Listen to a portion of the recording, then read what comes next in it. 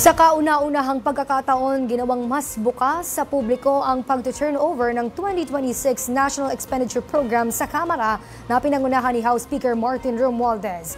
Mismong si Speaker Romualdez ang personal na nagbigay ng kopya ng 2026 NEP sa mga kinatawan ng civil society organizations para maiparamdam ng Kamara na kaisa sila sa proseso ng budget simula day 1. Ayon kay Speaker Romualdez, hindi lang ito dokumento. Ipinapakita nito kung saan napupunta ang pinaghirapan ng ating mga kababayan. Aniya, kung nais ng pamahalaan na mas magtiwala ang taong bayan, dapat anilang ipakita at iparamdam sa publiko na ang budget ay para sa mamamayan. Ang pambansang budget ay hindi pag-aari ng mga politiko.